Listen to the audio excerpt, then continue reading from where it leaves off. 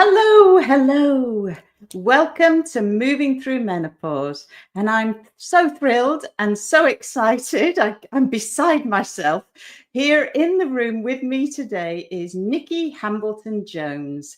Welcome, Nicky, to the podcast. Hi, Philippa. Hi, everyone. It's great to be here.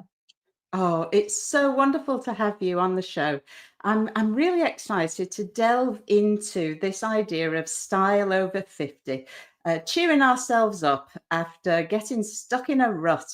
And, a real, what did I say? So we need some fashion CPR. So, Yeah. Nikki, you're famed for presenting on the television. That show 10 years younger that I used to watch. Actually, I love that show. Those transformations. It's just awesome, isn't Amazing, it? right? I know. And now you're doing it all over again, aren't you, on ITV this morning? Yeah. Yeah, they keep Yeah. you busy. Yeah. I just love showing people their potential, their untapped potential, right? Because so many people stop believing that they have the potential to look different, to feel different, to regain their confidence. They think it's all over the minute you're over 50, right? And I love showing them that Yeah. actually, no, you can look as amazing in your 50s or later, 60s, 70s as you can when you're younger. Yeah. I mean, there's no doubt that's true. But some of us need a bit more help than others. Yeah, and that's where I come in, right? That's my job, is Yeah. to support and help you and guide Yeah. you to Yeah. your best self that you may not have met yet. No, your best self you may not have met yet. Oh gosh, I love that. So today I'm going to give you the opportunity to delve into my wardrobe. Oh my Uh, God. I know I've got some pictures. I won't be taking my clothes off. You'll be glad to know.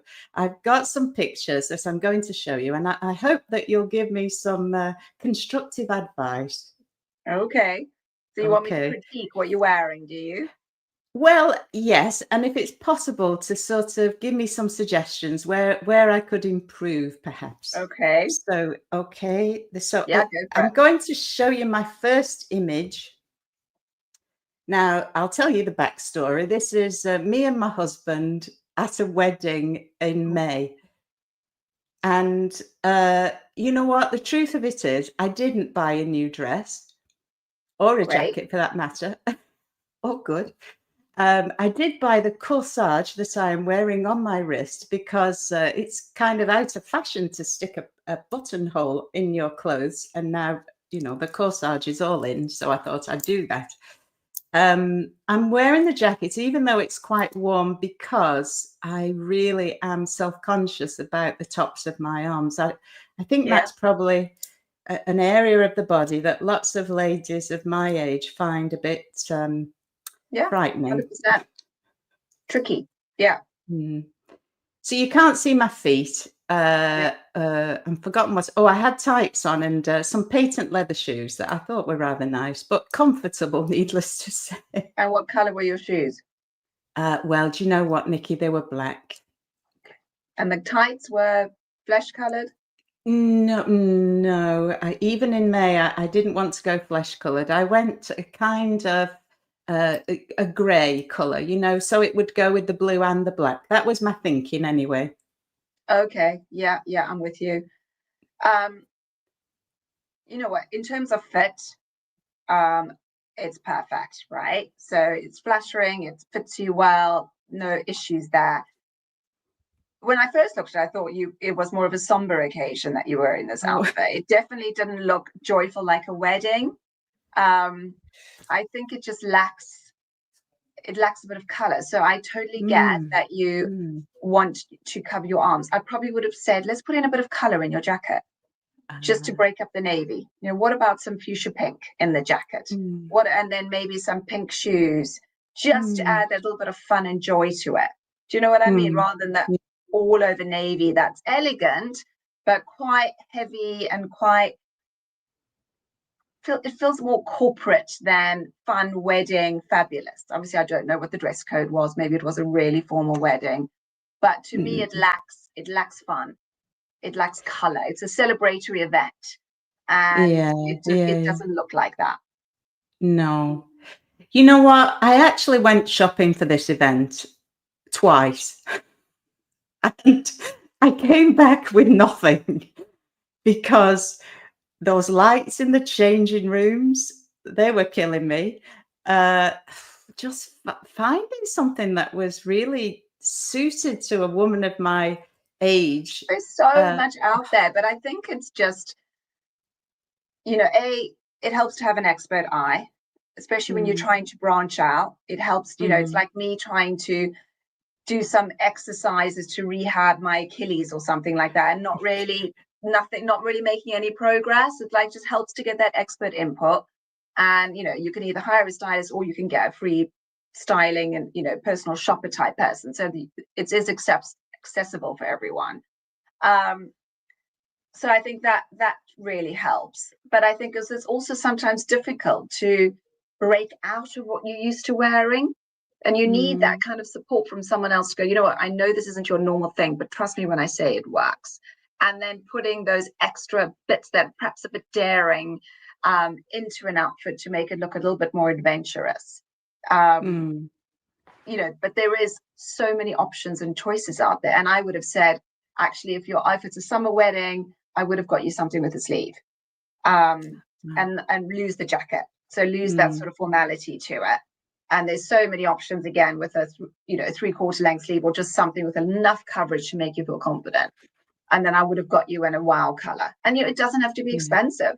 There's loads of No. options actually on the high street. Maybe I don't know, 100 quid on a dress, but then you bring in some fun accessories and just the whole thing looks fabulous, right? And you don't necessarily have to spend a fortune. Mm. So So maybe this is where your new book is going to come in, because on the high street, getting the personal shopping kind of experience isn't really easy. I mean, you go into the changing room and you've got to keep coming out to pick, oh even yeah, just to get another it's size. so annoying. Yeah. Oh, it's such a headache. So, you've written this new book, Bolder, Not Older, haven't Yeah. you? Show Yeah. us the cover, because it's a beautiful looking. Yeah, look at that. In only 12 weeks, Yeah. actually. Dull to dazzling in 12 weeks. Oh my goodness. So if I'd read this perhaps before I went shopping, I might have had a better experience. Definitely. I think it's really hard to change the way we dress. It sounds like a Mm, simple thing, right? But when we get to our midlife, we do get set in our ways. We have so many limited beliefs about what we can and what we should or shouldn't be doing or wearing for our age, that it's quite hard to sort of break out of that. And then on top of that, we've got body shape changes with the menopause, and everyone is self-conscious about their tummy. And that holds them back massively. So, I put with clients, I'll put them in something fabulous and they go, oh, but you can see my tummy. And I'm like, you cannot see your tummy. You see it, but no one else is going to see that. They're mm, just going to look at the outfit. So I thought if I just write a book that says, do this, don't do this, do this, don't do that, it just adds more to that confusion. And actually, mm, change takes time. So I've mm, written it as a 12-week program. Let's start off with your future self. How would you love her to look?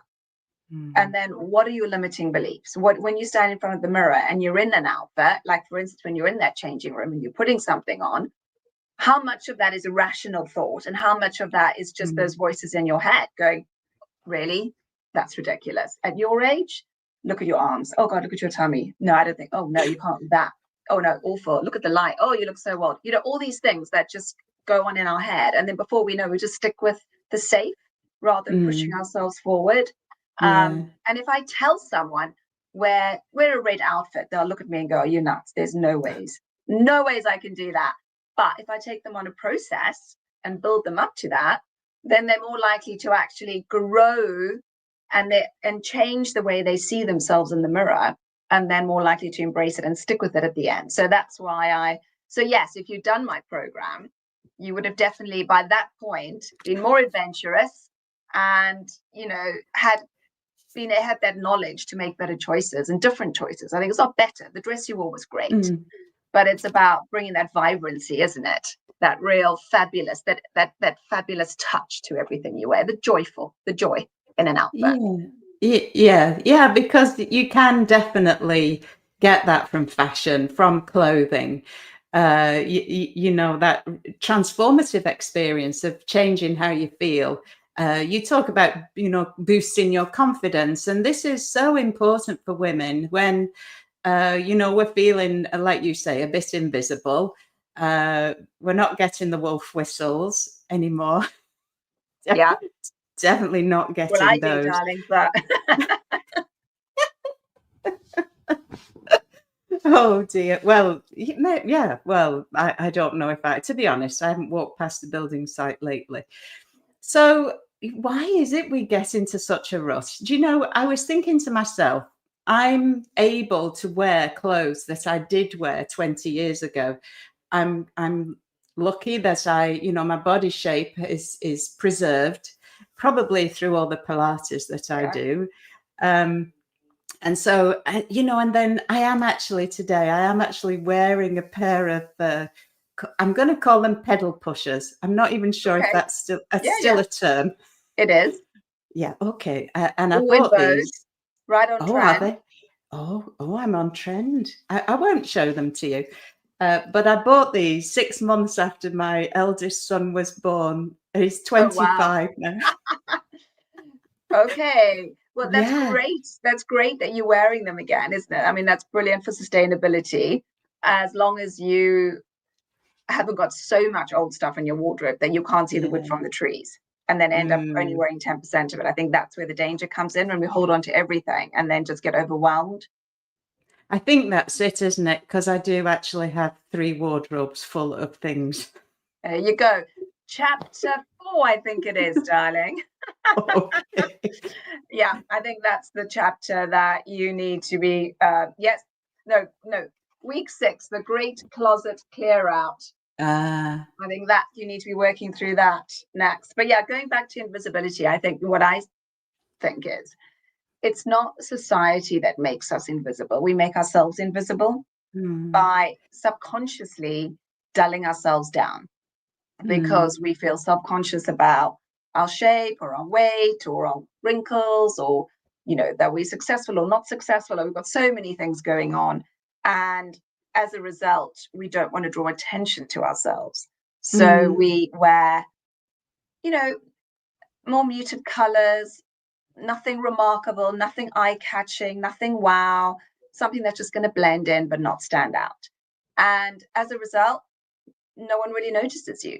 You don't catch anyone's mm, eye, right? mm, mm, And actually, when you up level your outfits, whether it's wearing more color or a vibrant print or, you know, a great outfit, whether it's even all neutrals, but it's well put together, people notice and people will comment and they'll go, wow, you look amazing. Oh, I love that. It may not be a wolf whistle, but it's going to be attention and compliments, isn't it? And then all of a yes. sudden you stop feeling invisible because you're noticed again. But you have Mm, intentionally created that and changed the way other people see you. yeah.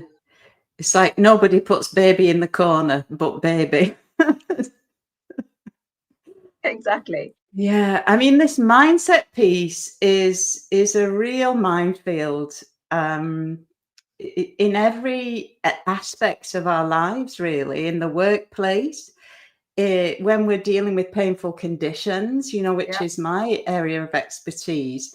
You know, health anxiety can really take you down the rabbit hole, and perpetuate pain and problems. And I suppose it's very similar in this regard that, you know, if you are dressing drably, then you're probably going to feel a bit drab. 100%. I mean, I always Yeah. say it's impossible to have a bad day in a bright outfit. You know, the color you wear directly impacts your mood, even if you're feeling a bit low or perhaps you're a bit anxious about something, or you Mm, know you've had a bad situation at work. When you wear a bright outfit, people naturally gravitate toward you, get more compliments, you feel more confident and just happier, because when you look in the mirror you get that flash of color, it boosts your complexion. mm, um, and so it does make a difference. And I know I bang on about wearing color, but it's so powerful and it doesn't have to be bright all the time. There's lots of ways of wearing color and incorporating it into your wardrobe, but it is so powerful in terms of how it changes our mindset and how people view us and how confident we feel in our skin. Yeah, I think that's true. And obviously I know that's your trademark. So I wore this top today, which, I'm kind of under the impression that this is a universal color that suits everybody. Am I right or wrong? Is Well, that coral a thing? looks like a Yeah, corally color, isn't it? it is corally, yes. I mean, I think red's a universal color, but I don't know about Oh, coral, but it doesn't really oh, matter. okay. It looks great on you. I think it's just about, do you look good in it? Do you feel good in it? That's the most important test at the end of the day. If you put something on and you go, oh my God, I look really washed out in this color, then actually that's probably not a great color for you. But if you can put it on, particularly without Okay. lipstick, and go, actually, love this color, it makes you feel great, then wear it. So what about shapes of garments? Is there a shape for women over 50 that we should be looking for? There's not like one shape, because no woman over 50 is the same as another woman over 50, right? Oh, We're yes. not all pegs that fit into the same hole. So you have to take each woman into consideration. But I say the most important thing for women over 50 is to define your waist. And that's the Oh, one thing women over 50 don't do, because they just want to hide their tummy. In fact, everything they wear is driven by concealing that tummy. And that's not to say, I totally get it. And yes, if I dressed you, I would also be doing that. But I wouldn't be doing it by wearing something baggy over your tummy.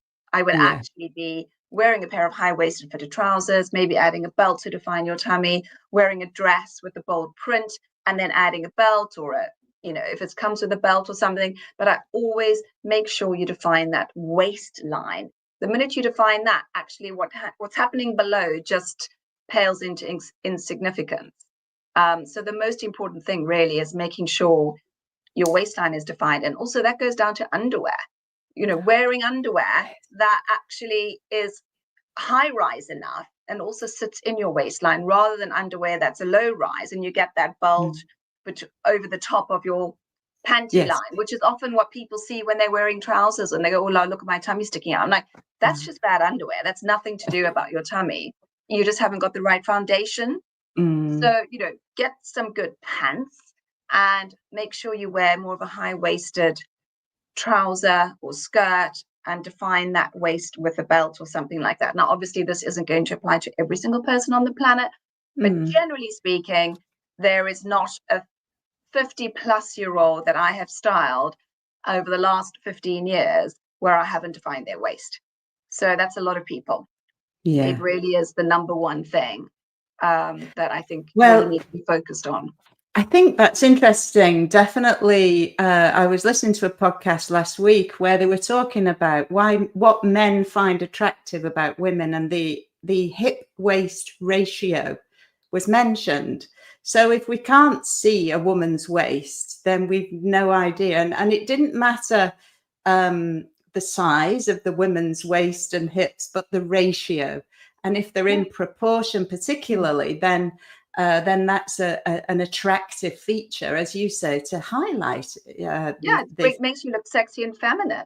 So the hourglass shape is sort of the ultimate female form, isn't it? And so when I'm styling, I'm just trying to make everyone look like an hourglass. And how you do that is by getting that balance and that proportion in through defining that waist, that midline, rather than the minute there's not that balance and proportion, then you look top heavy or bottom heavy. It just kind of throws out everything in an outfit. So that's a good lesson, though, isn't it? And kind of feel the fear and do it anyway is what you're saying, really, isn't it? Yeah, with the right pieces and the right support and underwear. Yeah. To make that difference. But just try it. Find your waist, stand in front of the mirror, and where is your waist, and just try and add a belt over a dress, or go for something more high-waisted, and just define that waistline and just see. I guarantee you're going to look better. Yeah, I like that idea. So why do you think we lose our style confidence? Is it just boredom, or what's going on? I think laziness. I think COVID killed our style. I think we've all got, you know, working from home and everyone was in their pajama bottoms with a different top on, doing Zoom calls. Then the whole athleisure industry took off and, you know, leggings became the new norm. And Mm, all of that just leads to throw on dressing. It's just throw on a pair of leggings with a top, or mm, you know, a pair of jeans and a top or shorts, and it's just like throw ons rather than dressing with intent, thinking about mm, what is the outfit here. Fine if you want to wear leggings, right? Let's wear leggings, but what is the outfit? It's not just leggings and top. What is the outfit? How do you turn those leggings into more of an outfit? That's again what I try and get people to practice in the book. mm, Is not to wear items, but wear outfits. So spending that little bit of time. Now, when we're younger, the minute we were going out on a hot date or just out for a party and mm, said, we would spend hours trying things on before mm. deciding what to wear. But as we've Yes. got older, that never happens, right? We've still got No. things in our wardrobe, like you, Philippa, from 25 years ago. And most of it hasn't had a look in. I could probably get rid of like one and a half of your wardrobes and you wouldn't notice, right? Um, Yeah. but it just, we don't spend that time. We don't invest in Mm, that time in actually experimenting with the clothes we've got. I'm not saying you have to mm, go and buy a whole lot of new stuff, but just mixing and matching different things together so that you can create a few new interesting outfits. And I talk about that again with my 7-day edit, which is like get a rail, you know, like mine, put 10 outfits from your wardrobe and mix, just spend half an hour mixing and matching those 10 outfits to see how many outfits you can create. Even if it's 2 or 3 outfits, take photos, stick them on the inside of your cupboard, and you've got 3 new outfits from what you've, you know, wearing in your wardrobe. But when I say outfits, I mean not just top and bottom. I mean, well, have you got your accessories on with that? What shoes are you wearing with that? What is the bag going to be? You know, just really thinking about all the elements of that look, not just, oh, well, it's a top and trousers. Yeah, that'll do. That's not an outfit. mm. What else can you add? What more Yeah. detail can you put into it? I did do this once and hung my wardrobe in outfits and hung the necklace on the hanger and maybe a bracelet and the scarf, maybe, you know, perhaps that goes with it, the belt for your waist, obviously. Um, and it really does make a difference to that idea of panic dressing is what I end up doing nowadays.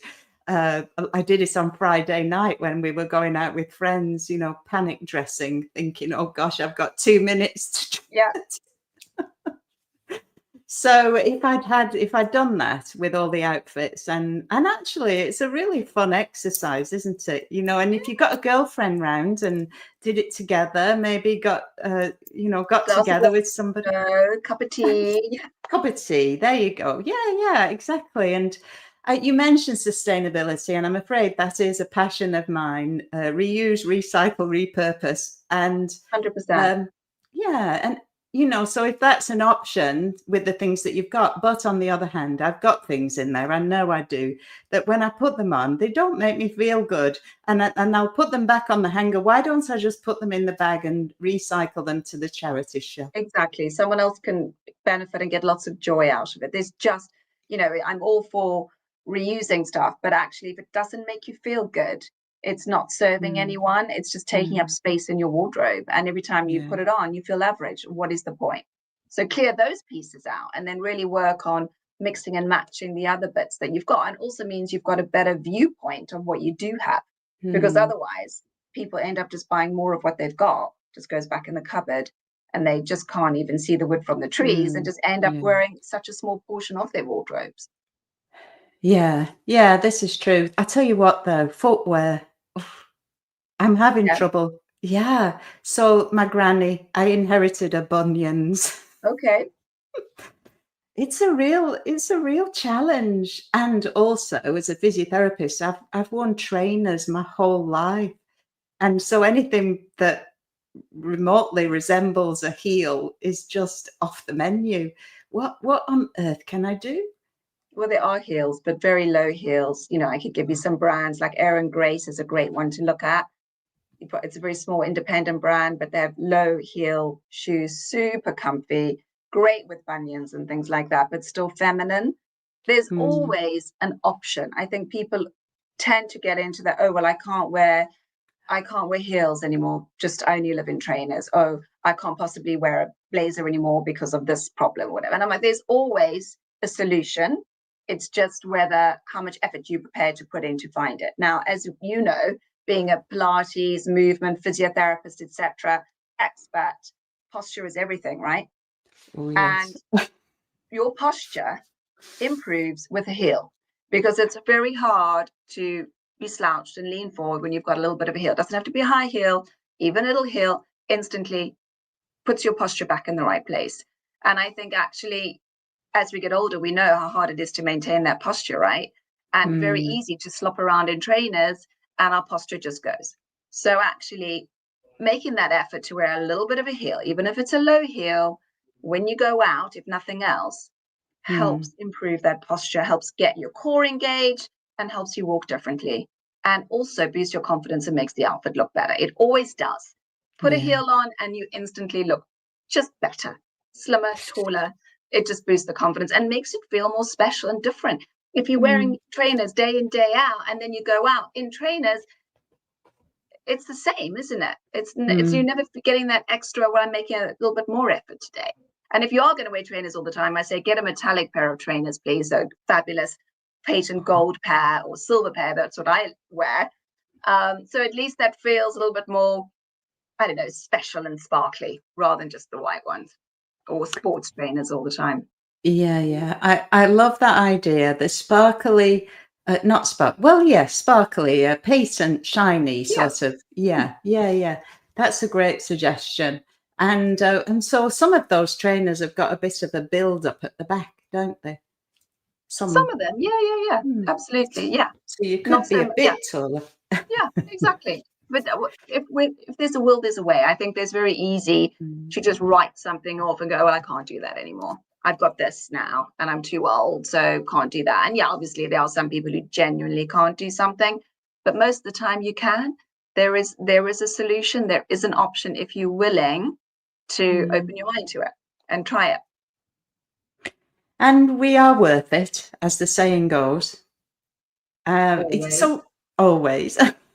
What other gems have you got hidden away in that book? Because I'm loving the sound of this challenge to go through the book like a program and reinvent my wardrobe and come out at the end of it feeling more confident and more vital.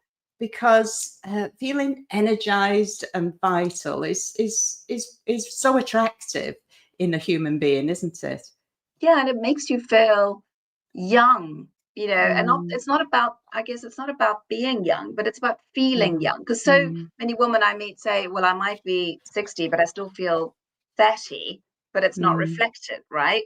And actually, the wardrobe's a great way to express that energy, that little girl that's still inside you. And a great way to express that is through color and print. So I have a chapter dedicated to color, which is all about taking you again on a journey through color. As I said, it's not about throwing you into a color and saying you've got to wear this or you can't wear that, but it's about really understanding how to style color and wear color together. So if I say to you, Philippa, tomorrow I want you to wear a fuchsia pink blouse and red trousers. I've seen that done in fashion, and I've seen it work like on other people, and always thought I couldn't do that. So, but that's my self-limiting belief there, isn't it? You've just decided that without actively trying it. Yes. And maybe fuchsia and red isn't the best combination for you. Maybe it would be cobalt blue and emerald green or something, so a different color block. It's finding those colors that you really enjoy, or if that still feels a bit uncomfortable, maybe it's working with pastels. So maybe a lovely pastel pink with some lemon yellow skirt or trousers. It's all about playing and finding those colors that spark joy and energy and make you feel good, and then experimenting with putting them together. So there's a lot of focus around that.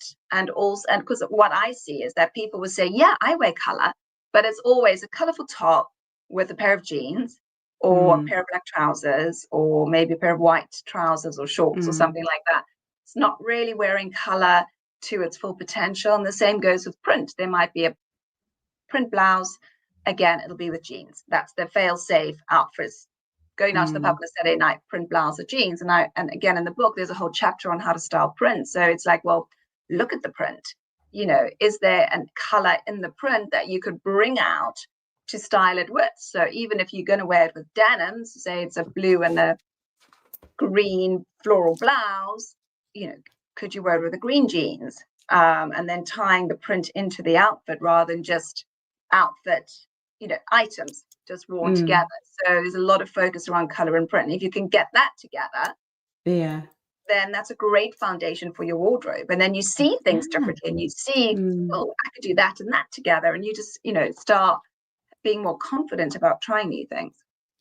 Well, let's have a look at this picture of me with my family.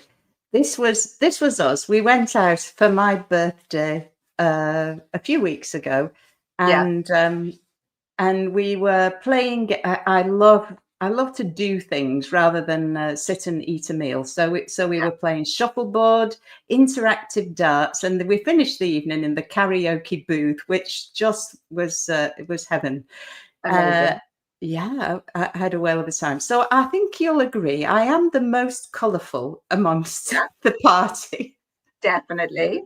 And my sons, they haven't really made much effort, have they? There, it's quite and you're not obvious. Wearing trainers. I'm not. You know what those are, though? They're the special walking sandals. Okay, well, but they're not trainers, are they? No, you're right. They're not trainers. They're the Merrells, which is a brand that I like for hiking. I have my whole hiking wardrobe too. So I have my hedgehogs and all sorts of hiking gear. So yeah, but I just don't wear them day to day. I just wear them when I'm hiking.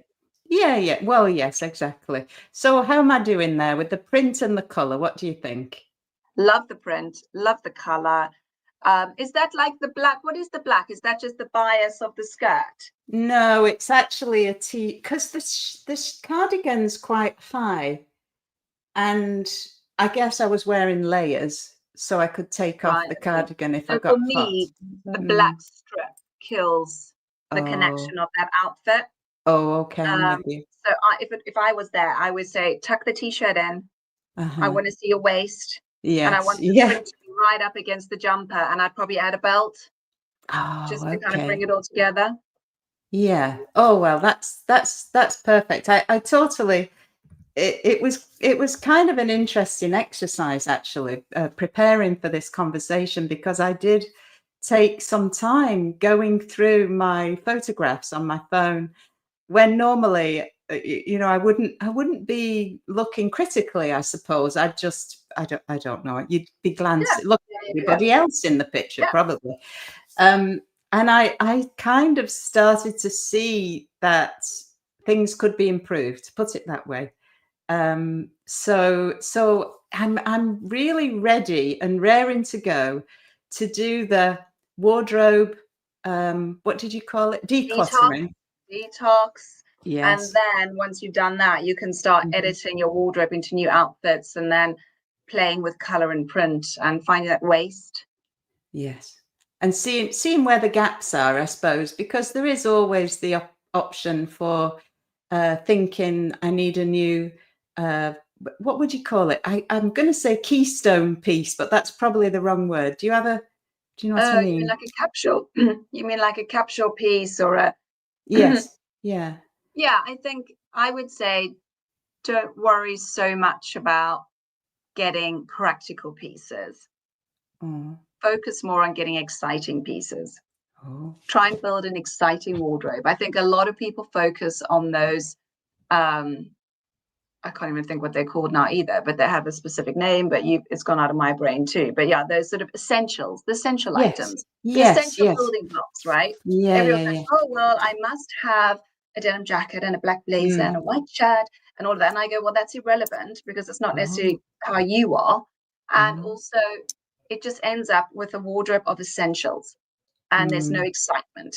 So, bolder, not older is all about excitement. So the gaps might be, actually, I could do with a bit of print, I could do with a bit more color, rather than, actually, I should get a gray cardigan because I don't have one, and that's a good essential to have. Do you know what I mean? So Yeah, I would in the essentials and go for the exciting pieces, because they are the ones that are going to push you out of your comfort zone. And then you're going to need to think more cleverly about how you would style them. So that skirt you had on in the last photo, that's quite a fun, exciting piece, isn't it? So again, using the tips from the book, you could style that in a way that made it really wow. And just, giving that the wow factor, instead of like putting the t-shirt down, they kind of dulled the print down. Like tuck it in. You've got the beautiful blue cardigan with the print, and then you could even add a yellow belt with it, and then all of a sudden it's a real wow outfit. Yeah. So absolutely identify the gaps, but more gaps in terms of items, not specific. So, actually, I can do with I need some more colored trousers. I need some, and then you don't need to go and buy it all at once. You can build up over time. I think that's the thing. I mean, you have an amazing figure, because obviously you're fit, you're healthy, you exercise all the time. So let's show it off a little bit, right? Let's have a little bit of fun. Let's get that sass and sex appeal into it. There's so many women who wish they could look like you, wish that they had your shape. So you could be like showing everyone just how fabulous you are. I know. I feel bad kind of grumbling about it, because I know what you say is true, but it is, confidence coming from here, not from here. Which is why I totally get that. It's a 12-week program.